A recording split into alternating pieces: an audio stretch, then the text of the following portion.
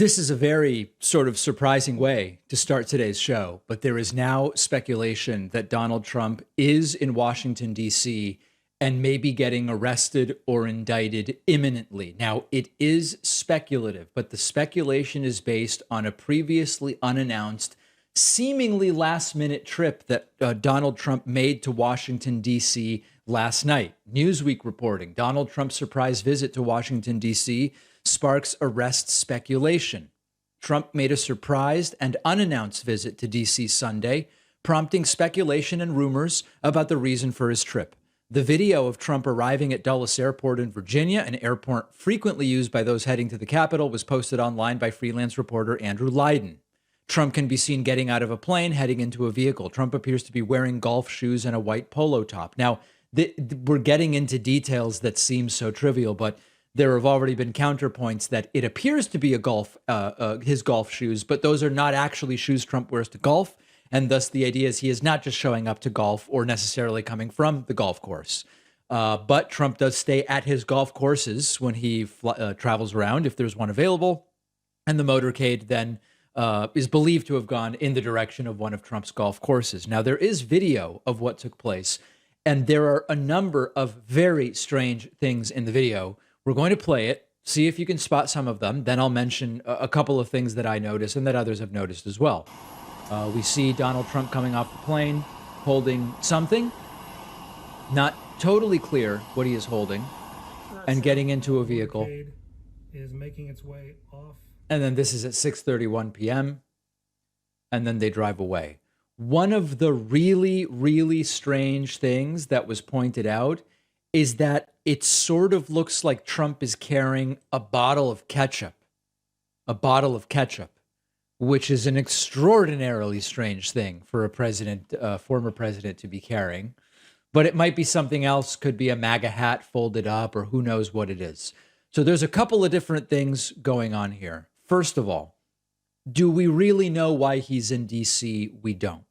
Do we know that it is an unexpected and unplanned trip up until the last moment? We do, because there generally is awareness of the soon-to-be whereabouts of the former president. One explanation would be some kind of medical issue. Certainly a possibility. Second possibility, he's back to be reinstated as president of the United States. Not one I believe is likely, but there are already the sort of Q people and conspiracy people that are speculating along these lines already. And number three is that it has something to do with the federal investigation against him. He's in there in the city for meetings that were previously undisclosed based on who knows what is going on. Okay, fine. This is strange. There are a number of strange things here. And for people who understand sort of protocol and the amount of information that is known ahead of time about where Donald Trump plans to be, this is certainly unusual. Now, for those who are continuing to have this idea of the perp walk that at some point may happen if Donald Trump is indicted, I don't think it makes sense to hold our breaths for that. As I've said before, every indication that if indeed Donald Trump is going to be indicted, that there is going to be a sort of coordinated handoff involving Secret Service, and that there is not going to be the perp walk that many of us admittedly would love to see of Donald Trump at some point in time. But no shortage of the conspiracy people immediately jumping to he is back to be declared president by, I don't know, the newly anointed King Charles III or who the hell knows what. That is not what Donald Trump is in Washington, D.C. for. You now know everything that is known to us as of this moment. And by the time today's episode goes live, by the time this clip gets up on YouTube and Facebook and elsewhere, since it takes a couple of hours for us to turn the show around, there may be more known, and we will then follow up about it. Plastic is everywhere we look, and not enough is being done about it. 100 billion plastic bags are used and thrown away every year.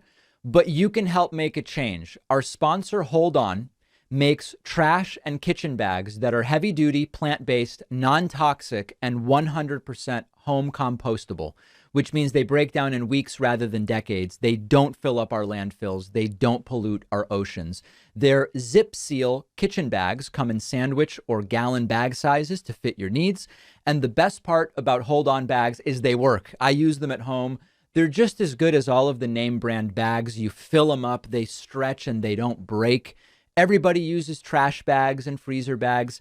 If you care about the planet, you can do something by using hold on bags instead. And it's a really easy way to do your part. To shop plant-based bags and replace single-use plastics all over your home, go to holdonbags.com and you'll save 20% with the code PACMAN at checkout. The link is down below.